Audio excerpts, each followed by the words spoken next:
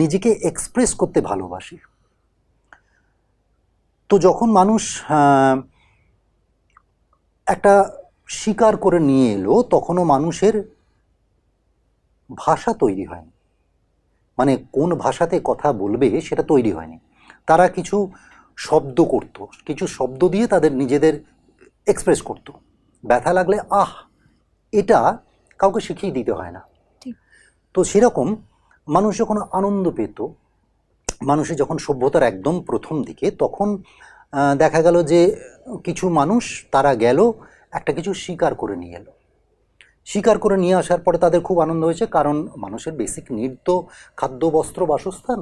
তখন বস্ত্রর দরকার নেই, তখন বাসস্থান হিসেবে হয় কোনো গাছের কন্দর অথবা কোনো গুহা, এরকম জায়গায় যেখানে গেলে কিছুটা সুরক্ষা পাওয়া যায়, বাঘ যেন আক্রমণ না করে, শীতটা যেন একটু কম লাগে, সেই কারণে। তো সেটা তো বাসস্থান মানে ওই আর কি, পাথরে মানে পাহাড়ের গুহা এরকম।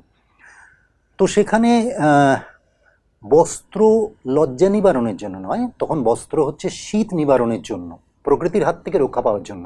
গাছের ছাল বাকল যেটাকে মেরে নিয়ে এলো পশুটাকে, তার চামড়াটা ছাড়িয়ে নিয়ে পরে নিয়ে দেখলো বাহ, একটু তো বেশ গরম পাওয়া যাচ্ছে। তো সেই সময় কি হতো, তারা ওই শিকার করার পরে দেখা গেল যে শিকারটা করেছে, খুব আনন্দ হয়েছে, বেশ ভালো খেতে পাবো। তখন সেই আনন্দে যারা শিকার করে নিয়ে এলো, তারা হাত পা ছুঁড়ে একটা দেহ ভঙ্গিমা করত। সেটা কিন্তু নৃত্য নয়, একটা দেহ ভঙ্গিমা, একটা তাদের ভাব প্রকাশ, যে আমরা খুব আনন্দ পেয়েছি, আজকে খাবার এসে গেছে, আমরা সবাই মিলে খাবো। নাটকের অ্যাকচুয়াল শুরু কিন্তু সেখান থেকে, এই ভাব প্রকাশ থেকে। এই যে ভাব প্রকাশ, বডি মুভমেন্ট, এটার সঙ্গে যখন মানুষ আরো সভ্য হচ্ছে সেখানে নানা রকম অন্যান্য ভাবও প্রকাশ করতে লাগলো, এবং সেটা সুনির্দিষ্ট। আমি যদি একেবারে সভ্যতার আদি যুগে যাই, তাহলে একটা হরিণ মেরে নিয়ে এসেছি, আমার খুব আনন্দ হলো। এটা আমি এইভাবে আনন্দ প্রকাশ করি, কেউ হয়তো এমনি লাফিয়ে আনন্দ প্রকাশ করে। কিন্তু মানুষ যখন আরো সভ্যতার দিকে যাচ্ছে, এক একটা ভাব প্রকাশ করার জন্য এক এক রকম তারা ব্যাপার মোটামুটি স্থির করে ফেললো, যে এইটা হচ্ছে হরিণ, এটা হচ্ছে হরিণ। একদম। তখন তারা আগুন জ্বালতে শিখেছে, আগুন একটা জ্বলছে, এইখানে পাথরের যে গুহা, তার দেওয়াল, তার সামনে এরকম এরকম করছে, দেখছে আরে এটা যেন সত্যি হরিণের মতো ছায়া মতো যাচ্ছে। তো এই যখন ভাব প্রকাশ শুরু হলো, সেটা হলো নৃত্য। ওই মানে ফিজিক্যাল জেস্চার থেকে ব্যাপারটা যখন ভাব প্রকাশ হলো নির্দিষ্টভাবে, তখন সেটা হলো নৃত্য। সভ্যতার ক্রমবিবর্তন হচ্ছে, এই নৃত্যের সঙ্গে যখন রস যুক্ত হলো, তখন তার সঙ্গে ডায়ালগ যুক্ত হলো, তখন সেটা হলো নাটক। অ্যাকচুয়ালি নাটকের শুরুটা এইভাবে, গোটা বিশ্বেই এইভাবে শুরু, মানে সভ্যতার সঙ্গে সঙ্গে চলতে শুরু। আর পৃথিবীর প্রত্যেকটা মানুষ চায়, এটা মানুষ নয়, প্রত্যেক প্রাণীই চায়, অন্য প্রাণীর ক্ষেত্রে বিপরীত লিঙ্গ যেন চায়, আকর্ষিত হয়, সেটা পরবর্তী প্রজন্ম সৃষ্টির কারণে। আর মানুষ যেহেতু মানুষ সব থেকে ওপরে, সে একটু জাহির করে, একটু সবাই আমাকে দেখুক, এই ব্যাপারটা থাকে, এটা বেসিক নেচারের মধ্যেই থাকে। সেই কারণে মানুষ এই ব্যাপারগুলোতে আকর্ষিত হতে লাগলো। তার থেকে নাটকের ক্রমবিকাশ শুরু হতে হতে আজকের পর্যায়ে এসে দাঁড়িয়েছে। আসল কথা কিন্তু আমার মনের ভাব প্রকাশ নানানভাবে, এই হচ্ছে নাটক। আচ্ছা, আপনার কি করে, মানে আপনার সাথে নাটকের কানেকশন কিভাবে শুরু করলেন আপনার এই জার্নি অভিনয় জগতে আস্তে আস্তে নাটক দিয়ে? নাটকের শুরু কিভাবে আমার বলা খুব মুশকিল। আচ্ছা। কারণ আমি জন্মগতভাবে, পরিবারগতভাবে অভিনয়ের সঙ্গে যুক্ত, দেখেছি। আচ্ছা। আমরা যখন ছোট, তখন দুর্গাপুজোর সময় 3 দিন যাত্রা হতো, এবং তখন যাত্রা কিন্তু রাত্রি 9:30 থেকে 10টায় আরম্ভ হতো, চলতো পরদিন সূর্য না ওঠা পর্যন্ত। এতটা লং টাইম চলতো, কারণ তখন এত যাতায়াতের ব্যবস্থা ছিল না। যারা যাত্রা দেখতে আসবে তারা রাত্রেবেলা ফিরবে কি করে? তাহলে যাত্রাটা যেটা শুরু হবে সন্ধ্যেবেলায় শুরু হলো, সবাই খেয়ে দিয়ে এলো, হোল নাইট চললো, সূর্য উঠলো, তারপরে যাত্রা শেষ হয়ে গেল, চলে গেল।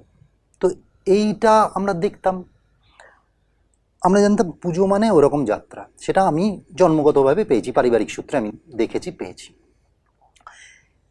এছাড়া আমার বাবাকে দেখেছি পরিচালনা করতে মঞ্চে। আমার মায়ের বাবা, তিনি গান লিখতেন, তিনি গান সুর করতেন, তিনি নিজে গান গাইতেন এবং গান শেখাতেন। সুতরাং ওই পাওয়াটা পরিবারগতভাবে বা জন্মগতভাবে কবে থেকে জাস্ট শুরু, এটা বলা খুব মুশকিল। আর ছিল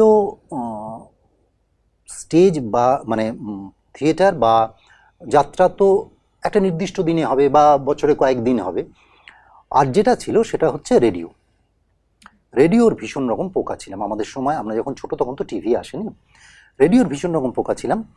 রেডিওতে যেমন গান শুনতাম, তেমনি রেডিওর নাটকগুলো ভীষণভাবে শুনতাম। এটা করতে করতে যা হয়, মানে পাড়াতে যখন হচ্ছে তখন গেলাম, আচ্ছা ছোট একটুখানি নিয়ে একটা শিশু শিল্পী রোল করুক, সেটা হলো। তারপরে স্কুলে অনুষ্ঠান হচ্ছে, করলাম। তবে সব মানুষেরই থাকে, আর যে বলছিলাম নাটকে মানে আসার মানুষের কারণ হচ্ছে একটুখানি নিজেকে প্রকাশ করা। তো স্কুলে যখন হচ্ছে নাটক, তখন দু একবার হাততালি পেয়েছি অভিনয় করে। ব্যাস, অভিনেতা মাত্রই একবার হাততালি পেয়ে গেলে সে বড় ভয়ঙ্কর ব্যাপার, সে নেশা ছাড়ানো যায় না। স্কুল পেরিয়ে যখন কলেজে এলাম, কলেজে আসার সময় যেন নির্ধারিতই হয়ে গেল যে আমি অভিনয়টাই করব, অভিনয় নিয়েই থাকবো। এটা কিভাবে হয়েছিল জানি না, কিন্তু এটাই যেন লক্ষ্য হয়ে দাঁড়ালো। কলেজ পেরোলাম, এই কলেজ থাকতে থাকতেই তখন নিয়মিত থিয়েটার করা শুরু করি, গ্রুপ থিয়েটারে। কলেজ পেরিয়ে দল ছিল আপনাদের? হ্যাঁ, দল ছিল। আমি যখন কলেজে পড়তাম তখন বর্ধমানে থাকতাম, মৌলিক বলে একটি দল ছিল, সেখানে করতাম। তো তারপরে কলেজ থেকে বেরোনোর পরে আমি কলকাতা আসি, রবীন্দ্রভারতীতে নাটক নিয়ে পড়তে আসি। তারপরে এই একদিন পর্যন্ত চলা চলছে নাটক। তার মধ্যে অধ্যাপক মানে এটা ব্যাপার হচ্ছে যে আমি যে সময়ের বা আমি যেরকম ফ্যামিলি থেকে এসেছি, মধ্যবিত্ত ফ্যামিলি থেকে, এখন পরিস্থিতি অনেকটাই পাল্টেছে। এটা খুব আশার ব্যাপার। আমরা দেখতে পাচ্ছি, আমাদের যারা ছাত্র আছে তাদেরকে দেখতে পাচ্ছি, একটা মধ্যবিত্ত বাড়ির ছেলে নাটক নিয়ে, পার্টিকুলার নাটকই বলবো, কারণ তখন অভিনয় করে রোজগারের সুযোগটা কম, কারণ তখন নাটক ছাড়া হচ্ছে সিনেমা, সিরিয়ালস তখন এরকমভাবে আসেনি। তো শুধুমাত্র নাটক করে বা অভিনয় করে বেঁচে পড়তে থাকবে, এইটা ভাবাটা একটা মধ্যবিত্ত ফ্যামিলির পক্ষে মুশকিল ছিল। তো বাড়িতে স্বাভাবিকভাবেই সবাই যেমন অভিভাবকরা চান, আমার অভিভাবকরাও চেয়েছেন যে আর যাই হোক দুটো খেতে পড়ার মতো যেন ব্যবস্থা হয়, তারপরে তুই নাটক করিস, কর গাজা। তো সেটা আমি দেখলাম যে এটা থেকে কাটানোর একটাই সুযোগ। সবথেকে বড় কথা, পশ্চিমবঙ্গে এটা আমাদের দুর্ভাগ্য যে যদি আমাকে অভিনয়টা করতে হয় সিরিয়াসলি, তাহলে আমাকে কলকাতা ছাড়া কোথাও করা সম্ভব নয়। কলকাতাতেই আমাকে থাকতে হবে, কলকাতাতেই কাজটা করতে হবে। আমি অন্য কোথাও করতে পারি, কিন্তু কলকাতায় এসে আমি সিরিয়াসলি কাজটা করতে পারবো, তাছাড়া কোথাও কাজটা সেইভাবে আমি করতে পারবো না নিয়মিত। তো কলকাতা আসা দরকার বলে রবীন্দ্রভারতী ইউনিভার্সিটিতে ভর্তি হলাম। মানে রবীন্দ্রভারতী ইউনিভার্সিটিতে ভর্তি হওয়ার বেসিক উদ্দেশ্য হচ্ছে আমি কলকাতায় যাব। তো সেই পড়তে পড়তে পাশ করলাম। পাশ করে একটা কিছু রোজগার চাই, ঠিক আছে, অধ্যাপনার সুযোগ পেলাম, কিছু অধ্যাপনা করলাম। পাশাপাশি কি এই নাটক চলছিল?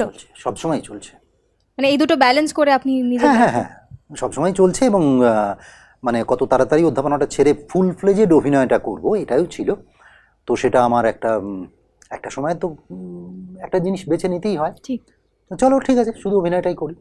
এখন তাহলে এখন শুধুমাত্র অভিনয়, কারণ এখন সিরিয়ালস চলে এসছে, এখন ইচ্ছা করলে কাজকর্ম করা যায়। হ্যাঁ, নাটকটার ব্যাপারটা কিছুটা কমে যায়, তাতে অবশ্যই যায়, কারণ সব সময় সব কটা ব্যাপার ব্যালেন্স করা যায় না। আর আমরা এখনো পর্যন্ত পশ্চিমবঙ্গের এমন একটা অবস্থা, বোর্ড থিয়েটার যতদিন পর্যন্ত ছিল, মানে মোটামুটি ওই 52-53 বা তারও একটু পর পর্যন্ত বোর্ড থিয়েটার ছিল। 48-এ গণনাট্যের শুরু, 44-এ নবান্ন 44-এ নবান্ন দিয়েই শুরু, তারপরে 48-এ গণনাট্যের যখন শুরু, তারপর থেকে কিন্তু বোর্ড থিয়েটার ক্রমশ উঠে গেল। আচ্ছা। বোর্ড থিয়েটারের একটা সুবিধে ছিল, মঙ্গল, বৃহস্পতি, শনি এবং অন্যান্য ছুটির দিনে নির্দিষ্টভাবে নাটক হতো। এবারে রোজগারের জন্য যদি একটা বোর্ড থিয়েটারে ঢোকা যায় তাহলে একটা নির্দিষ্ট মাস মাইনে পাওয়া যেত। আচ্ছা। বোর্ড থিয়েটার যখন উঠে গেল, গ্রুপ থিয়েটার তো মাস মাইনে দেয় না, গ্রুপ থিয়েটার কিছুই দেয় না। গ্রুপ থিয়েটার একটা অসম্ভব প্যাশনেট মানুষ তৈরি করে, থিয়েটারের প্রতি একটা অসম্ভব ভালোবাসা, প্রেম এগুলো দিতে পারে। কিন্তু থিয়েটার কলকাতাতে বা ওয়েস্ট বেঙ্গলে এখনো খেতে দিতে পারে না। আমাদের দেশে অন্যান্য রাজ্যে, বম্বেতে তো বটেই, এই যেমন বোর্ড থিয়েটার ছিল, বম্বেতেও গ্রুপ থিয়েটার এলেও মানে অন্যান্য রাজ্যে অনেক কোম্পানি থিয়েটার আছে, শর্ট অফ বোর্ড থিয়েটার। মানে সেখানে লোকে রোজগারটা করতে পারে, নির্দিষ্ট ফিক্সড রোজগার আছে মাসে। কিন্তু গ্রুপ থিয়েটার সেটা পারে না। পারে না বলে একটা না একটা সময় তো ভাবতেই হয় যে আমার সারাদিন পরে আমি যখন বাড়ি ফিরছি তখন আমি ক টাকা রোজগার করে ফিরলাম। কারণ আজকের সমাজে টাকা ছাড়া তো চলা সম্ভব না, কোনো কালেই সম্ভব ছিল না। আগে তাও হয়তো কিছুটা সম্ভব ছিল, কিন্তু এখন যা পরিস্থিতি তাতে টাকা ছাড়া চলা সম্ভব নয়। থিয়েটার সেটা এখনো পর্যন্ত প্রোভাইড করতে পারে না। তাহলে আপনার মত অনুযায়ী কি থিয়েটারের দর্শক নেই? মানে অবশ্যই এত দর্শক আছে, এত এটাই খুব অভাব মজার কেন? ব্যাপার। আচ্ছা এটাই খুব মজার ব্যাপার। থিয়েটারের দর্শক এখনো আছে, আচ্ছা। বরঞ্চ থিয়েটারের দর্শক বাড়ছে। মানে ভেরি রিসেন্ট যদি কথা বলি, থিয়েটারের দর্শক বাড়ছে। এটার কতগুলো কারণ আছে। প্রথম কথা হচ্ছে, থিয়েটার একটা জীবন্ত জিনিস, তো একটা লাইভ, আমি চোখের সামনে একটা প্রাণকে ঘুরে বেড়াতে দেখছি, তাদের ইন্টারেকশন দেখছি। এটা কিন্তু কোনোভাবেই পর্দায় দেখা জিনিসের সঙ্গে মেলানো যায় না। একটা থিয়েটারে আজকে এক্ষুনি ইচ্ছা করলে প্যারিস দেখানো সম্ভব নয়, হিমালয়ের দেখানো সম্ভব নয়, ডাল লেক দেখানো সম্ভব নয়, কিন্তু একটা থিয়েটারে জীবন্ত মানুষকে দেখতে পাওয়া যায়। এই যে লাইভ, এই যে প্রাণ, এটাই কিন্তু থিয়েটারেরও প্রাণ। থিয়েটার তো প্রতিদিন বাঁচে। থিয়েটারের যেটুকু স্প্যান, একটা থিয়েটার শুরু হলো 6:30-এ, থিয়েটার শেষ হলো সন্ধে 8টায়, এইটুকু সময় থিয়েটারটা বাঁচে। থিয়েটার রোজ জন্মায়, রোজ বাঁচে। এই যে জন্ম থেকে মৃত্যু পর্যন্ত এখানে যে লাইফটা থাকে, এইটাই সাধারণ মানুষকে আকর্ষণ করে, এবং করে বলেই এই যে যুগ যুগান্তর ধরে থিয়েটার চলে আসছে। আমরা যদি গ্রিসের থিয়েটার ধরি, 1002 বছর, খ্রিস্ট জন্মের 1002 বছর। ভরতনাট্যশাস্ত্র মানলে, ভরতনাট্যশাস্ত্র শুধু নয়, আমি বলবো যদি ভারতীয় দার্শনিক, ভারতীয় ঐতিহাসিকদের কথা মানা হয়, তাহলে ভারতের থিয়েটার আরও পিছনে। আমি কিন্তু বিদেশি বা ইংরেজ ঐতিহাসিক বা দার্শনিকদের কথা বলছি না, কারণ আমাদের দুর্ভাগ্য, ভারতবর্ষ এমন দেশ, এটা হয়তো ব্রিটিশ এখানে কলোনি তৈরি করেছিল বলেই এই মানসিকতা গড়ে দিয়ে গেছে যে আমরা আমাদের দেশের লেখা ইতিহাসকে বিশ্বাস করি না, আমরা বিদেশের লেখা লোকের ইতিহাসকে বিশ্বাস করি। তো এটা হওয়াটা খুব মুশকিল। আমি আমার বাড়িটা জানবো না, যারা 30 কিলোমিটার দূরে আছে তারা আমার বাড়িটা জানবে? তো সেটা যদি ধরি, সেক্ষেত্রে আমাদের সংস্কৃত থিয়েটার এটা কিন্তু অনেকটা পুরনো। যদিও সংস্কৃত থিয়েটারের সঙ্গে সাধারণ মানুষের কতটা যোগাযোগ ছিল সেটা একটা ভাবার বিষয়। তবু থিয়েটারের সঙ্গে মানুষের যোগাযোগ ছিল, না হলে আজ পর্যন্ত কালিদাস, আজ পর্যন্ত ভবভূতি, আজ পর্যন্ত ভাস, আজ পর্যন্ত চারুদাত বললেই এই যে একটা পরিচিত ব্যাপার, এটা থাকতো না। থিয়েটার যুগে যুগে পাল্টেছে। রাজানুগ্রহ ছাড়া থিয়েটার চলতে পারে না। এই যে থিয়েটারে পয়সা নেই, আজকেও এটা সত্যি, অন্য সময় এটা সত্যি ছিল। কারণ থিয়েটার যেহেতু প্রতিদিন নতুন করে তৈরি হয়, যেটা ওয়েব সিরিজ, সিরিয়ালস, ফিল্মে নয়, একবার তৈরি হলে একটা নির্দিষ্ট পরিমাণ তার খরচা হলো, সেটা কিন্তু খরচাটা শেষ, এরপরে শুধুই আসবে। কিন্তু থিয়েটারে প্রতিদিন খরচা আছে। যে মানুষগুলো কাজ করছে তাদের প্রতিদিনকার খরচা, প্রতিদিনকার মেকআপ, প্রতিদিন লাইট নতুন করে করা, প্রায় প্রতিদিন নতুন নতুন সেট করা, কারণ অন্য অন্য জায়গায় যাওয়া, এই খরচাটা থাকে বলেই শুধুমাত্র দর্শকের ওপর নির্ভর করে আজকের দিনে শুধু নয়, মানে আমি সংস্কৃত নাটকের সময় বলছি, থিয়েটার কিন্তু শুধুমাত্র দর্শকের পয়সায় জেনারেলি চলে না, সেখানে রাজানুগ্রহ লাগে, এবং পৃথিবীর সব দেশেই লাগে। বেশ, বুঝলাম। তাহলে একটা বড় রহস্য মানে এটা জানতে পারলাম আমি, একটা খুলাসা হলো বলা যেতে পারে। কারণ আমার এটা বরাবরেরই প্রশ্ন ছিল যে যদি দর্শক থাকে তাহলে কেন আমাদের থিয়েটার এখনো পর্যন্ত ইকোনমিক্যালি এতটা ভায়াবল নয়। আমি আপনাকে স্পেশালি থ্যাংক ইউ বলতে চাই এই এত সুন্দরভাবে অর্গানাইজডভাবে বিষয়টা বলার জন্য। কিন্তু এই যে আপনি এই ইন্ডিপেন্ডেন্স এবং প্রি ইন্ডিপেন্ডেন্সের কথা বললেন, আপনার মতে এই দুটো সময়ের থিয়েটারে কীরকম কন্টেন্টের পরিবর্তন এসেছে? ওই যে বললাম থিয়েটার রোজ জন্মায়, তাই থিয়েটার লেখাও হয় রোজ নতুন করে। আমি বলছি না যে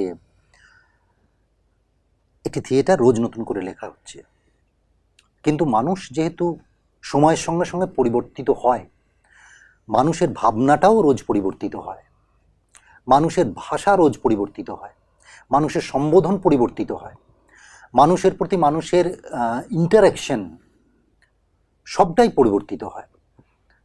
আমি যদি বলি স্বাধীনতার আগে থিয়েটারে অনেক, এটা একটা মানে ছোট উদাহরণ, অনেক থিয়েটার হয়েছে যেটা মানে স্বদেশী ভিত্তিক, মানে স্বদেশ জাগরণের জন্য বা আমাদের মানে ব্রিটিশদের বিরুদ্ধে হয়েছে। আজকে সেইটার প্রয়োজন নেই। নাটক তো মানুষের জীবনকে কেন্দ্র করে, এবং জীবন হচ্ছে প্রয়োজন ভিত্তিক। যখন স্বাধীনতার আগে তখন প্রয়োজন ছিল ব্রিটিশ দিকে এখান থেকে সরিয়ে দেওয়ার, স্বাধীনতার প্রয়োজন ছিল। স্বাধীনতা যখন হয়ে গেল তখন আর ওই প্রয়োজনটা নেই, তখন অন্যরকম প্রয়োজন এলো। যে প্রয়োজনের ফলে লেখা হলো নবান্ন। যারা প্রান্তিক মানুষ, যারা অবহেলিত মানুষ, তাদের দুঃখে কষ্টের কথা লেখা হতে লাগলো, তাদের নিয়ে নাটক শুরু হতে লাগলো। স্বাধীনতার আগে, আমি সব নাটক বলছি না, কিন্তু আমি মানে জেনারেলাইজড করছি, স্বাধীনতার আগে মানে স্বদেশের জন্য, স্বাধীনতার জন্য বেশ কিছু নাটক লেখা হয়েছে, সেই ভাবধারা অনুযায়ী নাটক পরিচালিত হয়েছে। সঙ্গে সঙ্গে আমরা পুরনো দিনের নাটক দেখতাম, সেখানে পৌরাণিক নাটক হতো, ঠাকুর দেবতা নিয়ে তাদের জীবন নিয়ে নাটক। আজকের দিনে পৌরাণিক নাটক উঠে গেছে, হয় না, চলে না, মানুষ দর্শক আর সেভাবে নেয় না। কিন্তু আগেকার দিনে নিত, কারণ মানুষের তখনকার দিনের একটা ওই ঠাকুর দেবতা ভাবধারার প্রতি একটা অন্যরকম মানসিকতা ছিল। আজকের দিনে সেটা নেই। আজকের দিনের সময় অনুযায়ী যেমন কিরম পরিভাষা পাল্টায়, এখনকার দিনে স্বামী স্ত্রী তুই-তোকারি করে, একদম। এটা আজ থেকে 30 বছর আগে ছিল না। আজকের দিনে এই তুই-তোকারিটা স্বাভাবিক, 30 বছর আগে সেটা স্বাভাবিক ছিল না, সেটা তখন তুমি বলতো। তারও আগে স্বামী স্ত্রী আপনি সম্বোধন করতো, তো সেটা নাটকে প্রতিফলিত হয়। যুগ যেরকম যাবে নাটক সেরকম যাবে। যখন ব্রিটিশ দিকে এখান থেকে সরিয়ে দেওয়া দরকার, তখন সরাসরি ব্রিটিশদের বিরুদ্ধে বলা যাচ্ছে না বলে যারা ব্রিটিশদের কাছাকাছি মানুষ ছিলেন তাদেরকে উদ্দেশ্য করে বা তাদেরকে মানে তাদের বিরুদ্ধে নাটক লেখা হচ্ছিল। কলকাতায় যোগুবাবুর বাজার যেটা আছে, যোগুবাবু মানে জগদীন্দ্রনাথ মুখোপাধ্যায়, তাঁর বাড়িতে ব্রিটেনের যুবরাজ আসবেন।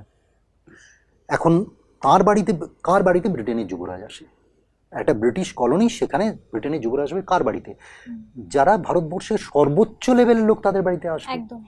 তো সেখানে ব্রিটেনের যুবরাজ আসবে, তাকে তো আটকানোর ক্ষমতা দেশীয় লোকেদের নেই, কারণ সে তো সর্বোচ্চ লেভেলের লোক। তিনি এলেন, মুখার্জিবাবুর বাড়ির লোকেরা তাদেরকে পুষ্পবৃষ্টি করে মানে যুবরাজকে সম্বর্ধনা জানাল। আশেপাশের লোক দেখলো যে ওই লোকটাকে তো কিছু বলতে পারবো না বা ব্রিটিশদের বিরুদ্ধে কথা বলতে পারবো না, তাহলে ওর নামে নাটক লিখি, ওর বিরুদ্ধে নাটক লিখি। নাটক লেখা হলো গজদানন্দ। জগদানন্দ মুখুজ্জি লিখতে পারছি না বলে লেখা হলো গজদানন্দ। ব্রিটিশ পুলিশকে আমাদের দেশীয় লোকেরা বললো যে হুজুর এরা তো অন্যায় করেছে, ওনার নামে এটা লিখেছে। ব্রিটিশ পুলিশ আর বুঝবে কি, তারা তো বাংলা বোঝে না। বললো ঠিক আছে, বন্ধ করে দাও নাটক। তো পুলিশ গিয়ে বন্ধ করে দিল। আচ্ছা, এখানকার লোকেরা বললো বন্ধ করে দিলি, দাঁড়া, গজদানন্দ নামটা বাদ দিয়ে ইউ অ্যান্ড অ্যাস, তুমি এবং গাধা, ওই একই নাটক। আবার বললো বন্ধ করে দাও, ঠিক আছে, police of pig and sheep, একই নাটক, একটু চেঞ্জ করে এরম লিখতে লাগলো। তো তখন ব্রিটিশ বললো এ তো মহা মুশকিল, যাই বন্ধ করি একটুখানি পাল্টে দিয়ে ইয়ে করে। তখন ব্রিটিশ বলল যে না, এভাবে করতে দেওয়া যায় না, একটা মানে আইন তৈরি করো যে ভারতবর্ষে কোনো পারফরমেন্স করতে গেলে তার অনুমতি নিতে হবে পুলিশের কাছ থেকে। তার থেকে ড্রামাটিক পারফরমেন্স অ্যাক্ট তৈরি হয়। তো সবটাই পরিবর্তিত হয়। সেটাও স্বাধীনতার পরে পরিবর্তিত হয়েছে, তবে খুবই দুঃখের কথা সেটা আর একটু শক্তপোক্ত হয়েছে। আচ্ছা, দুঃখের কথা, খুবই দুঃখের কথা, সেটা একটু শক্তপোক্ত হয়েছে। সেখানে যে সমস্ত গলতিগুলো ছিল স্বাধীনতার পরে দেশীয় সাহেবরা সেই গলতিগুলো বন্ধ করেছেন। আচ্ছা, আগে কীর্তনের জন্য পারমিশন নিতে হতো না, এখন কীর্তনের জন্য পারমিশন নিতে হয়। যাই হোক, এটাই লাইফ। নাটক এই সবটা নিয়ে এইভাবেই নাটক পরিবর্তিত হতে এগিয়ে চলে। নাটকের টার্গেট অডিয়েন্সটা ভীষণ ম্যাটার করে না, মানে ধরুন সব নাটক সবার জন্য নয়। অবশ্যই অবশ্যই এটা ম্যাটার করে। আর এখানে একটা কথা বলার, সেটা হচ্ছে যে এটা অদ্ভুতভাবে, যেহেতু এখানে ব্রিটিশ কলোনি তৈরি হয়েছিল, আমাদের পৃথিবীর অন্যান্য দেশে পরিবর্তন কি হয়, একটা বাচ্চা আস্তে আস্তে বড় হতে হতে বুড়ো হলে এটা হয়। আমাদের এখানে নাটক, বর্তমান নাটকের শুরুটা হঠাৎ করে, মানে আমাদের এখানকার দেশীয় যে পারফরমেন্স ছিল, সেটাকে নাটক বলবো কিনা জানি না, যদি ফোক থিয়েটার বলি, তার পরিবর্তন হতে হতে হতে হতে একটা ফর্মে আসা উচিত ছিল। আমাদের এখানে কিন্তু সেটা হলো না। আমাদের এখানে সেটা চলতে লাগলো, কবি, তরজা, আখড়াই, লেটো, কেষ্টযাত্রা, এগুলো চলছে। এগুলোই মডিফাইড হতে হতে আজকে আসা উচিত ছিল, তা হলো না। এগুলো চলছিল, ব্রিটিশরা এলো, এসে ব্রিটিশদের থিয়েটারটা এখানে নিয়ে এলো। আমরা আজকের যে থিয়েটার দেখি, বাংলা থিয়েটার বা ভারতীয় থিয়েটার, বাংলা থিয়েটারই বলবো, সেটার ইয়ে হচ্ছে কিন্তু 250 বছর, মানে ব্রিটিশরা আসার পর থেকে। তার আগে বাংলাতে নাটক হয়েছে, হয়নি তা নয়, সেটা গেরাসিম লেবেদেভ নিয়ে এসেছিলেন, দুটো মাত্র নাটক করেছিলেন, সেটা বন্ধ হয়ে যায়। আচ্ছা, তো ব্রিটিশদের নাটক হচ্ছে বলেই ব্রিটিশদের অনুকরণে আমরা ওই স্টেজ বানাচ্ছি। স্টেজে এখন আর ব্যবহার হয় না, কিন্তু আগে পিছনে পর্দাতে বিভিন্ন রং দিয়ে ছবি টবি আঁকা হতো, বিভিন্ন সেট তৈরি করা হয়, নাটকও লেখা হয় ব্রিটিশদের অনুকরণেই। একটা কথা খুব ভালো করে বুঝে নেওয়া দরকার, আমরা এখন যে নাটক দেখি সেই নাটক কিন্তু অরিজিনাল ভারতীয় থিয়েটার নয়, এটা পরিপূর্ণভাবে ব্রিটিশদের আনা থিয়েটার। কারণ ভারতীয় থিয়েটার স্টেজ ছিল, সংস্কৃতির প্রমাণ আছে। 3 রকম স্টেজ ছিল। একটা স্টেজ হতো ত্রস্র, যেটাকে বলতো, সেটা ট্রায়াঙ্গেল, চতুরস্র ছিল, বিকৃষ্ট ছিল, একটা চতুর্ভুজ, একটা আয়তক্ষেত্র আর একটা ট্রায়াঙ্গেল, এরকম ছিল। এবং তার ভিভিড বর্ণনা আছে, নাট্যশাস্ত্রে ভিভিড বর্ণনা আছে, মানে কত হাত বাই কত হাত হবে, কত মোটা কাঠের লক বসানো হবে, এবং হওয়ার আগে সয়েল টেস্ট করা দরকার, এবং কোন জাতীয় থিয়েটারে কোন জাতীয় হলে কোন জাতীয় নাটক হবে, সেগুলো তার সমস্ত বর্ণনা ছিল। যদিও সেটার কোনো পাথুরে প্রমাণ নেই, এটা হচ্ছে মুশকিল, পাথুরে প্রমাণ নেই। তো কিন্তু যে ফর্মে এখন নাটক হয় সেটা কিন্তু টোটালি ব্রিটিশ ফর্ম, এই ফর্মে হতো না। আচ্ছা আচ্ছা আচ্ছা, আপনি তো বললেন আপনি যাত্রা দেখেছেন এবং নাটকও আপনি অভিনয় করেছেন নাটকে। তো যাত্রা এবং নাটকের মধ্যে আপনার অবজারভেশন অনুযায়ী কীরকম পার্থক্য বলে মানে যদি একটু ব্যাখ্যা করেন। বিরাট পার্থক্য, বিরাট পার্থক্য, অনেকগুলো দিক থেকে বলা যায়। প্রথম কথা হচ্ছে, যাত্রা কিন্তু অভিনয় নয়। এখনো চিতপুরে যে যাত্রাপালা, সেই যাত্রাপালা কিন্তু আমাদের এখন কলকাতা শহরে যে থিয়েটার চলে তার থেকে অনেক বেশি অর্গানাইজড। আচ্ছা, এবং টোটালি প্রফেশনাল, 100% প্রফেশনাল। এটা একটা ডিফারেন্স। এখনো আমাদের এখানে থিয়েটার প্রফেশনাল হতে পারেনি, যাত্রা কিন্তু অনেকদিন আগে থেকে টোটাল প্রফেশনাল। এটা নাম্বার 1। নাম্বার 2, যাত্রার যে লিখিত রূপ, তার যে টেক্সটটা, সেটা অনেকটাই না, সেটা পুরোপুরি গ্রাম বাংলার মানসিকতা অনুযায়ী লেখা হয়, তার ফলে একটু চড়া দাগে হয়। এবং যাত্রা, ওই যে বললাম, যাত্রা কিন্তু মানে যাত্রা পালা গান বলা হয়, যাত্রা পালা গান। এখনো পর্যন্ত যাত্রার প্রত্যেক জিনিসেরই নিজস্ব পরিভাষা থাকে, যাত্রারও নিজস্ব পরিভাষা আছে। যাত্রায় এখনো গদিঘর, গদিঘর, আচ্ছা অফিস নয়, গদিঘর, আচ্ছা ঠিক আছে? অফিস থেকে গদিঘর বলে। বলে এবারে কপালা গান হলো, মানে কটা শো হলো, সেটা কপালা গান হলো। যাত্রা নিজস্ব পরিভাষা, গ্রাম বাংলার পরিভাষা। যাত্রার লেখাই হয় একটুখানি র ভাবে, আমি যদি র বলি একটু র ভাবে লেখা হয়, কারণ গ্রাম বাংলার অনেক অশিক্ষিত মানুষ, সোকল্ড, মানে অশিক্ষিত বলতে আমি তাদেরকে খারাপ বলছি না, অনেক সোকল্ড অশিক্ষিত মানুষ দেখেন, বা তার একটা নিজস্ব প্যাটার্ন আছে। মানে আজকে একজন শিক্ষিত মানুষ কলকাতায় বসে যেটা দেখবেন এবং তার যেটা অ্যাপ্রিসিয়েট করবেন, সেই অ্যাপ্রিসিয়েশন কিন্তু গ্রাম বাংলায় একজন চাষি মানুষ সেইটা দেখলে অ্যাপ্রিসিয়েট করবেন না, কারণ তিনি তার সঙ্গে নিজেকে রিলেট করতে পারেন না, কানেক্ট করতে পারেন না। সুতরাং তাদের মতো করে হয় যাত্রার ইয়েটা। যাত্রাতে অভিনয়টা অনেকটা চড়া দাগের। তার কারণ হচ্ছে আমরা একটা যদি থিয়েটার করি, সেখানে যদি খুব বড় হল হয় তাহলে ১,৫০০ দর্শক, রবীন্দ্র সদনে, কলকাতার রবীন্দ্র সদনে ১,৫০০, মানে সেটা যদি ভর্তি হয়ে যায়, আরে বারে বিরাট একটা সাকসেস একটা নাটকের পক্ষে। কিন্তু যাত্রাতে খুব কম করে ৫ থেকে ৭,০০০ দর্শক হয়, মানে খুব কম করে হয়। তো সেই ৫ থেকে ৭,০০০ দর্শককে শোনাতে হয়, এবং শোনানোটা যেহেতু অডিটোরিয়াম নয়, যেহেতু মাঠে হয়, চারপাশ বন্ধ থাকলেও হাওয়া দেয় বলে যে বক্স বা চোং ইউজ করা হয় সেটা হাওয়াতে ভেসে যায়, তাই তার প্যাটার্নটা আলাদা, ডেলিভারি প্যাটার্ন আলাদা হয়, এবং একটু উচ্চগ্রামে করতেই হয়। যদিও কিছু অত্যন্ত দক্ষ অভিনেতা আছেন যারা এই আমি যে ভয়েসে কথা বলছি সেই ভয়েসেও অভিনয় করে শেষ দর্শকের কাছে কণ্ঠ পৌঁছে দিতে পারেন। সেরকম সংখ্যা কম, কিন্তু আছেন, এরকম কিছু মানুষ আছেন। যাত্রার প্যাটার্নটা যাত্রার অনুযায়ী হয়, অভিনয় প্যাটার্নটা, সেখানে মিউজিকও সেরকমভাবে হয়। এখনও পর্যন্ত যাত্রায় কিছু গান আছে, গানের সংখ্যা ক্রমশ কমে আসছে। যাত্রার কিছুটা গান বেশ করে চলে, মানে গান বলতে সঙ্গীত বলছে, বেশ করে চলে। আর মিউজিকের একটা নিজস্ব প্যাটার্ন এখনও আছে, যদিও সেখানে হিন্দি ফিল্মের গান, বাংলা ফিল্মের গান ঢুকে যাচ্ছে, হ্যাঁ যাত্রাতে ঢুকে যাচ্ছে, তবুও সেখানে একটা নিজস্ব ধারা এখনও যেন আছে। এই হচ্ছে যাত্রার ব্যাপার। আর থিয়েটারের ক্ষেত্রে সেক্ষেত্রে অভিনয় করাটা এখন আর বলছে না, এখন বলছে বিহেভ করা। এখন আর অভিনয় করা বলছে না, বলছে বিহেভ করো, মানে যতটা স্বাভাবিকতার কাছে আসা যায়। এটা প্রযুক্তিগত উন্নতির ফলেও হয়েছে। যখন হলগুলোতে পাখা চলতো তখন কিন্তু সাধারণভাবে কথা বললে দর্শকের কাছে পৌঁছতো না। এখন হলগুলোতে এসি আছে, নর্মাল ভলিউমে যদি কথা বলি অনেকটাই পৌঁছয়, শেষ পর্যন্ত পৌঁছয়। অটোমেটিক্যালি কণ্ঠ যদি স্বাভাবিকতার থাকে, আমার অভিনয়টা স্বাভাবিকতার দিকে যাবে।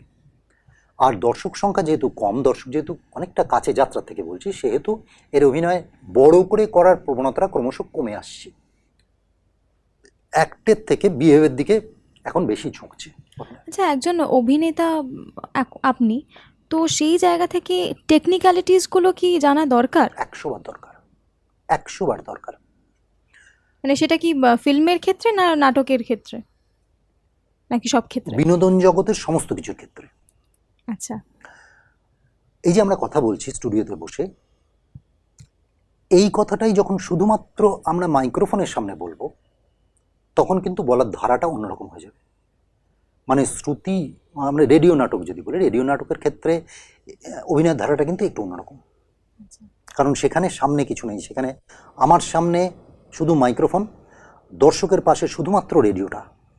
তাই শুধুমাত্র কথা বলা দিয়ে একটা চিত্রকল্প ফুটিয়ে তুলতে হয়। সেখানে কিন্তু কেউ নেই, শুধুমাত্র কানে শুনে তারা চোখে দেখছেন যে ঝড়টা উঠলো, সেখানে ঝড়টাতে লোকটা ছুটছে, লোকটা পড়ে গেল, এটা তো কিছু নেই।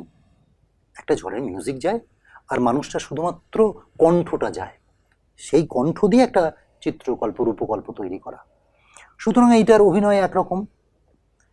এটা যেই শুধু অডিও থেকে অডিও ভিডিও এলো, সেখানে ব্যাপারটা অন্যরকম হয়ে গেল। কীরকম অন্যরকম হলো? নাটক, রেডিও নাটকের ক্ষেত্রে আমি কখনো এইভাবে আয় বলে ডাকতে পারি না, কিন্তু যেই ক্যামেরা অন হলো এ বলে বোঝা যায় যে আমি কাউকে ডাকছি, ঠিক আছে, মানে এখানে বাচিক না থাকলেও আঙ্গিকও কাজ হয়ে যায়। তাহলে এটা জানা দরকার।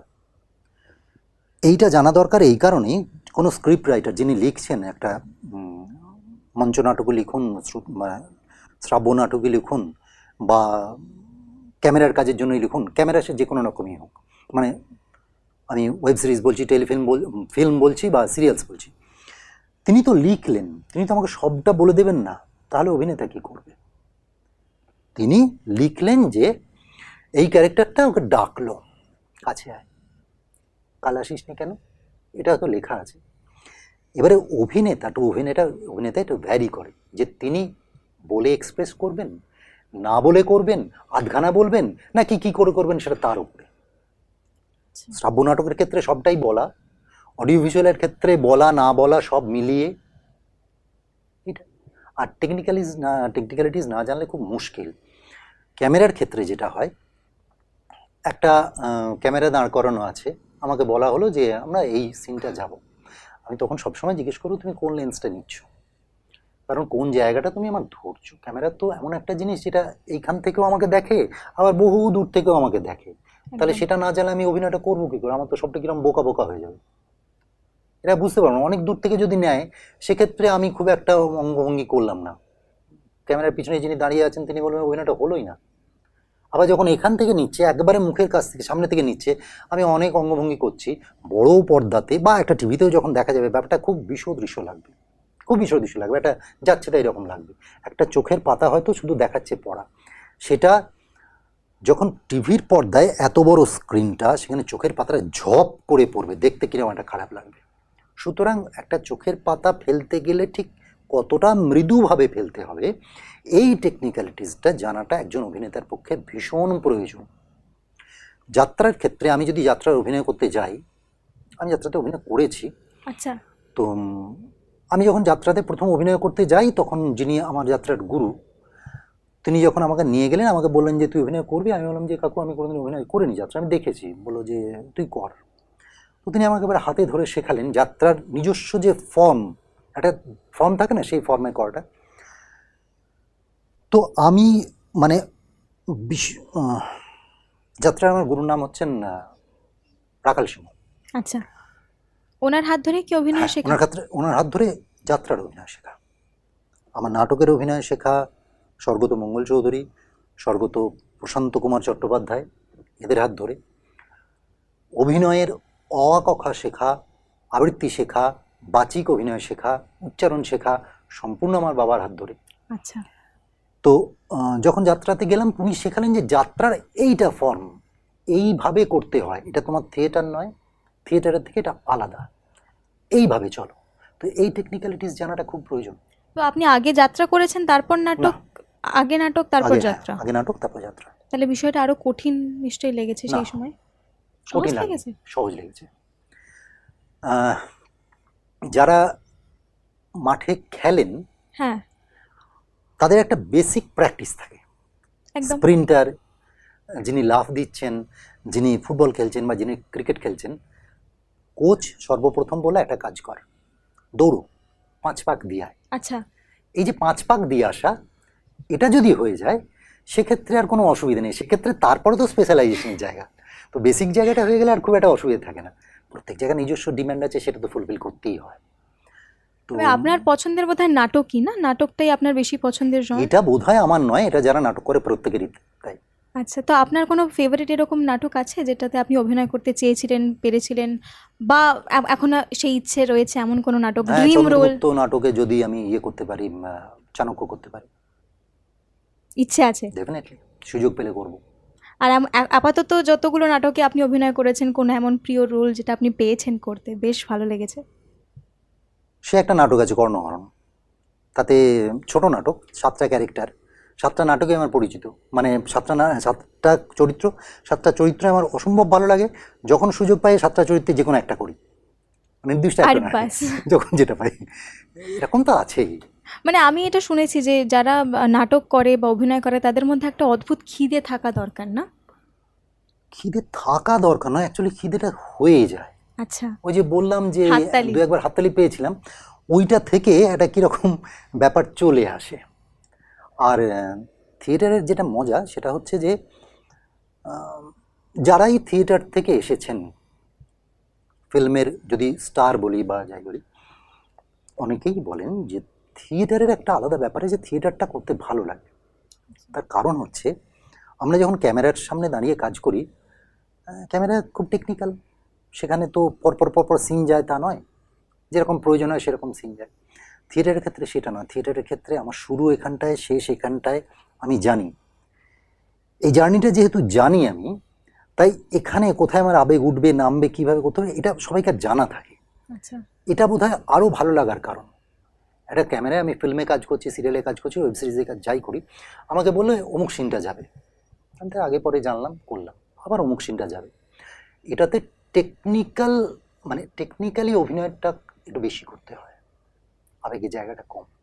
আমরা যতই বলি যে আবেগকে বর্জন করে কাজ করতে হয়, কিন্তু মানুষ তো একদম আবেগটা না থাকে, প্রথম কথা আবেগ না থাকলে শিল্পী হয় না। ঠিক। তো হয়তো সেই কারণে থিয়েটার ভালো লাগে। বাহ! আচ্ছা, এখন যাত্রা যাত্রা এখন কি সেরকমভাবে মানে ভাইব্রেন্ট রয়েছে? না, ফোক যাত্রা মিডিয়া? ক্রমশ কমে আসছে। আহ, এটাও পরিবর্তনের সঙ্গে সঙ্গে হয়, মেনে নিতে হয়। গ্রামীণ মানুষের যে বিনোদন ছিল তার অন্যতম মাধ্যম ছিল যাত্রা, কিন্তু এখন গ্রামীণ মানুষের বিনোদনের মাধ্যম শুধু যাত্রা নয়, প্রত্যেক বাড়িতে টিভি আছে, তার থেকেও বড় কথা প্রত্যেকের কাছে অ্যান্ড্রয়েড ফোন আছে। তাহলে মানুষ আর ওইটা নেবে কেন? এছাড়া যাত্রা যেহেতু থিয়েটারের মতোই প্রতিদিন বাঁচতে হয়, মানে প্রতিদিন নতুন করে বাঁচতে হয়, তাই যাত্রাটা খরচের ব্যাপার আছে, সেইটা এখন প্রোভাইড করাটা একটু মুশকিল হয়ে দাঁড়াচ্ছে। তাছাড়া মানুষের রুচি পাল্টাচ্ছে, তা ঠিক।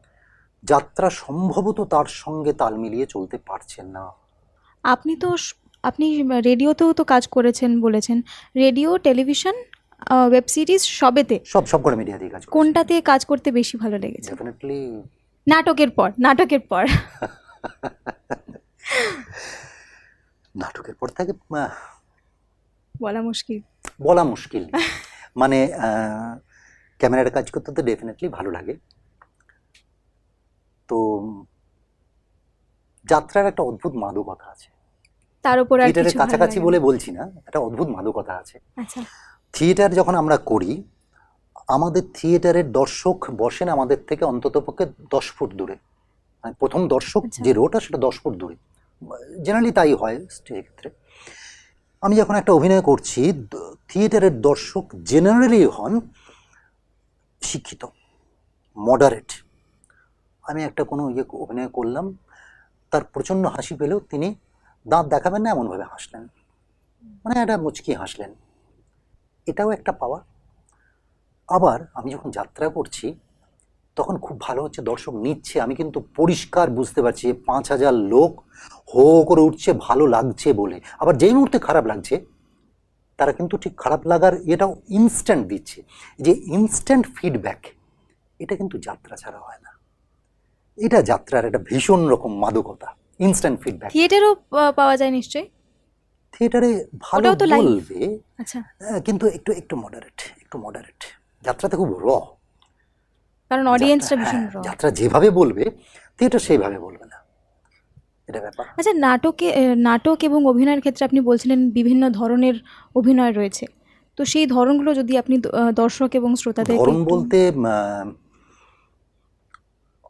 বেসিক্যালি অভিনয় 4 রকম হয়, মানে 4টে জিনিস নিয়ে অভিনয় হয়: আঙ্গিক, বাচিক, আহার্য, সাত্ত্বিক। আঙ্গিক মানে ফিজিক্যাল অ্যাক্টিং, ওই যেটা বললাম যে আয়, তো এটা অঙ্গ দিয়ে যেটা হচ্ছে সেটা আঙ্গিক। বাচিক হচ্ছে কথা দিয়ে যেটা হচ্ছে, কেমন আছিস, ভালো আছিস তো, এটা বাচিক। আঙ্গিক হলো, বাচিক হলো।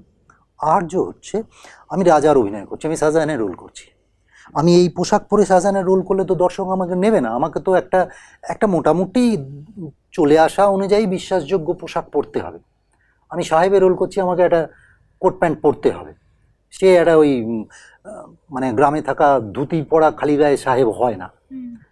এবারে এমন তো নয় যে শাহজাহান রাত্রেবেলায় যখন শুতেন বা যখন চান করতেন তখন ওই জুব্বা পরে মাথায় মুকুটটা পরে করতেন, মুকুটটা খুলেই করতেন, কিন্তু একটা চলে আসা রীতি আছে। শাহজাহান মানে বেশ জোব্বা টোব্বা পরে অনেক কিছু চকচকে জিনিসপত্র পরবেন। এইটা হচ্ছে আহার্য, বা আমার একটা ঢাল তরোয়াল দরকার, এই তরোয়ালটা হচ্ছে আহার্য। সব থেকে শেষকালে হচ্ছে সাত্ত্বিক।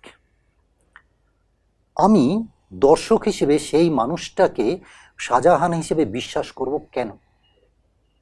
কিছু শেখানো, কিছু মানে মুখস্থ করা ডায়লগ বলছে বলে, ড্রেসটা পরেছে বলে না, তার হাঁটা চলা কথা বলা টোটাল ব্যাপারটার মধ্যে একটা এমন ব্যাপার ফুটে বেরোচ্ছে যেন একটা শাহজাহান শাহজাহান ব্যাপার আসছে। একটা লোক ডাক্তারের রোল অভিনয় করছে, তার সমস্ত কিছুর মধ্যে এমন একটা ব্যাপার ঘটছে যেন সত্যি সত্যি একজন ডাক্তারবাবু বলেই মনে হচ্ছে ওকে। এই যে কারণে এইটা প্রকাশিত হয় ভেতর থেকে, সেইটা হচ্ছে সাত্ত্বিক অভিনয়।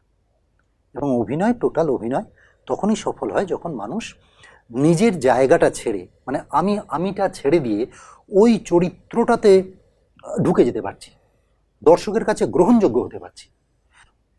দর্শকের কাছে তখনই গ্রহণযোগ্য হবো যখন আমার ভেতর থেকে সাত্ত্বিক অভিনয়টা বেরিয়ে আসবে। এটা সবসময় হয় তা নয়। আমরা মানে অল্প কিছু নাটকে বা কিছু কিছু এর ক্ষেত্রে দেখি যারা খুব বড় অভিনেতা, তাদের সব কটা অভিনয়ও পাওয়া যায় না, মানে এক একটা এরকম স্ফুলিঙ্গের মতো বেরিয়ে আসে কখনো কখনো। তখন দেখলে না কীরকম একটা মানে সারা শরীরে, এটা একটা অবর্ণনীয় অবস্থা, সারা শরীর যেন রোমাঞ্চিত হয়ে উঠলো, কীরকম একটা ফিল হয়। এটা সাত্ত্বিক অভিনয়। আমার দেখা একটি নাটকের কথা বলি। আমি কিছু নাটক দেখেছি, আমি সৌভাগ্যবান বলবো, কারণ আমি বেশ কিছু নাটকে এরকম দর্শকদের মানে দর্শক হিসেবে অভিনেতাদের মধ্যে এরকম জিনিস পেয়েছি। তখন বোঝা যায় সব নাটকে সব পারফরমেন্সেও কিন্তু এটা হয় না, মানে একই অভিনেতা প্রত্যেকদিন এটা করতে পারেন না। আমি কানাইয়ালালের দ্রৌপদী দেখেছিলাম। সেই দ্রৌপদী দেখার পরে একটা মানে ঘোরের মধ্যে চলে যাওয়া। দ্রৌপদী যখন দেখছি, মণিপুরি থিয়েটার, আমি মণিপুরি ভাষার মটাও জানি না, এবং অদ্ভুতভাবে মণিপুরে যেহেতু মোগল পেনিট্রেশন সেভাবে হয়নি, ওদের কালচারটা আমাদের থেকে আলাদা, ওদের মিউজিক আমাদের থেকে আলাদা। আমরা তো রিলেট করি মিউজিক, ড্রেস, এই সমস্ত দেখেও, সেটাও আলাদা। তো আমি রিলেট করতে পারছি না প্রথমে, কিন্তু কিছুক্ষণ চলার পরে তাদের অভিনেতাদের মানে অ্যাকশনস বা টোটাল ব্যাপারটা দেখে আমার এক একটা জায়গায় কখনোই মনে হচ্ছে না যে এরা মণিপুরি ভাষায় কথা বলছে। আমি পরিষ্কার বুঝতে পারি বাংলাতে বলছি, এই বললো। এবং আমার ভাবনাটা ঠিক। আমার জায়গায় কোনো জার্মান মানুষ যদি বসে থাকতেন, স্ক্যান্ডিনেভিয়ান মানুষ যদি বসে থাকতেন, তারাও বুঝতেন না, তারা থিয়েটারটা বুঝতেন। এটা হচ্ছে থিয়েটারের ভাষা। এই থিয়েটারের ভাষাটা যদি ভাষা না বুঝে কারুর কাছ থেকে বুঝতে পারা যায়, তখন বুঝতে হবে যে সাত্ত্বিক অভিনয়টা বেরিয়ে আসছে। একটা চৌকো জায়গা রয়েছে, তাতে জল আছে, একজন লোককে উল্টো করে ধরে জলে চোবাচ্ছে, 3 বার চোবালো। প্রথমবার চোবানোর পরে লোকটা যে দমটা আটকে গেল, দ্বিতীয়বার পরে আরেকটু আটকালো, তৃতীয়বার পরে আরেকটু আটকালো। লাস্টে যখন তাকে তুললো, জলটা ছিটকে এসে আমি তৃতীয় রয়ে বসে আছি, আমার গায়ে পড়লো। চৌকো জায়গাটা বাস্তবে নেই, জলটা বাস্তবে নেই, যাকে উল্টো করে চোবাচ্ছে সে কিন্তু ওই শূন্যেই ডুবছে, মানে ওখানে চৌবাচ্চাটা নেই। মঞ্চে নির্বিশেন তৈরি হচ্ছে। এই যে মঞ্চে কিছু নেই, মঞ্চে একটা জাস্ট গোল রস্ট্রান রয়েছে, সেখানেই তারা এমন একটা কিছু করছেন যাতে আমার মনে হচ্ছে একটা চৌবাচ্চা রয়েছে, সেখানে লোকটাকে ডোবালো, প্রথমবার যতটা দম নিতে পারলো না, তারপর আরও পারলো না, তারপর আরও পারলো না, এবং আমার গায়ে যেন জলটা ছিটকে এলো। এই যে অনুভব যে কারণে হয়, সেটা হচ্ছে সাত্ত্বিক অভিনয়। মানে সাত্ত্বিক অভিনয় কি, এটা এক কথায় বলা অসম্ভব। একদম। এবং শুনেই বুঝতে পারছি যে মানে এই অভিনয়ের মধ্যে যদি ডিপলি কেউ না ঢুকতে পারে তাহলে এটা রিলেট করা খুব মুশকিল। তো স্যার, আজকের আমাদের শেষ প্রশ্ন আপনাকে করব, সেটা হলো, এখন আপনি বললেন যে থিয়েটার বা নাটকে স্কোপ ভীষণ কম, তাই না? মানে মানুষজন আছে, অ্যাকসেপ্টেন্স আছে মানুষের মধ্যে, কিন্তু সেই যে ইকোনমিক্যাল ভায়াবিলিটি, সেইটা এখনও পর্যন্ত সেই স্টেবল জায়গায় এসে পৌঁছয়নি। তো সেই পার্সপেক্টিভ থেকে আপনি যারা অ্যাসপিরেন্টস আছে নাটকের বা অভিনয় জগতের, তাদেরকে কিভাবে ইন্সপায়ার করবেন, তাদেরকে কি মেসেজ দিতে চান? আমার মনে হয় যে কোনো পেশাগত দিকে এলে যদি প্রথমে তার নেগেটিভ দিকটা দেখে নেওয়া হয়, তাহলে আঘাত পাওয়ার সম্ভাবনাটা কম থাকে। আমরা যারা সাকসেস পেয়েছেন তাদের কথা জানি, যারা সাকসেস পাননি, অজস্র মানুষ পাননি, তাদের কথা জানি না। তো আমি যদি এটা ভেবে নিয়ে আসি যে আমার সাকসেস নাও আসতে পারে, তাহলে আমার কোনো অসুবিধা নেই, এলো না। তবে চান্স কম এটা বলবো না, এখন চান্স প্রতিদিন মানে বাড়ছে, প্রতিনিয়ত বাড়ছে, সুতরাং আসতেই পারেন। তবে আমি বলবো যখন আসবেন তখন কোন মাটিতে দাঁড়িয়ে আছেন, সেই মাটিটা শক্ত কিনা এটা বুঝে নিয়ে আসবেন, অর্থাৎ প্রস্তুত হয়ে আসুন। গিয়ে প্রস্তুত হব এই সময়টা এখন আর নেই, একদম প্রস্তুত হয়ে আসুন। অবশ্যই কিছুদিন থিয়েটার করুন, গ্রুপ থিয়েটার করুন। হ্যাঁ, গ্রুপ থিয়েটারটাকে স্টেপ ভেবে নেবেন না। আর যদি সম্ভব হয় তাহলে ভালোবেসে আসুন। যদি সেটা সম্ভব না হয়, ভালোবেসে আসাটা সম্ভব না হয়, তাহলে দয়া করে আসবেন না। কারণ একমাত্র ভালোবাসাই পারে, তীব্র প্যাশনই পারে এই প্রফেশনে টিকে থাকার জন্য। আপনি সাকসেস পাবেন কিনা সেটা অন্য ব্যাপার, কিন্তু আপনি টিকে থাকতে পারবেন সেটা আপনার প্যাশনের উপরে। আমাদের কন্টেম্পোরারি বেশ কয়েকজনের কথা আমি বলতে পারি, পার্টিকুলার কারণ নাম বলবো না, যারা দীর্ঘদিন ধরে স্ট্রাগল করেছেন। কেউ সকালে একটা কাজ করেছেন, সন্ধ্যেবেলায় শুধু নাটকটা করেছেন, এরকম অনেকে আছেন। মানে শুধু ওয়েস্ট বেঙ্গলে বলছি না, আমি সারা ভারতবর্ষে বলছি। এটা শুধু ভারতবর্ষে না, গোটা পৃথিবীতেই আছেন। তাহলে সেই মনের জোর, সেই শক্তিটা যেন ভেতরে থাকে যে আমি কাজটা করবো, এটা আমার কাজ। সাকসেস পাওয়া না পারা ওটা অন্য জিনিস।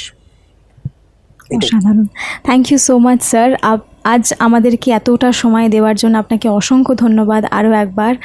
আর যারা দর্শক রয়েছেন, শ্রোতা রয়েছেন, তাদেরকে বলি যে স্যার যেভাবে বললেন, আমাদেরকে যে ধরনের মেসেজ দিলেন, সেই মেসেজটা আমাদের মাথায় রেখে এগিয়ে চলতে হবে। সাকসেসের কথা না ভেবে নিজের কর্ম করে যাও, তাই তো? তো আজ আমাদের শো এই পর্যন্তই। উইকেন্ড হইচইতে আমি পায়েল ছিলাম আপনার সাথে। আমার সাথে ছিলেন অভিনেতা এবং শিক্ষক অরিজিৎ বন্দ্যোপাধ্যায়। আজকের শো এখানেই শেষ করছি। অসংখ্য ধন্যবাদ। শুনতে থাকুন, সঙ্গে থাকুন রেডিও নিউ টাউনের।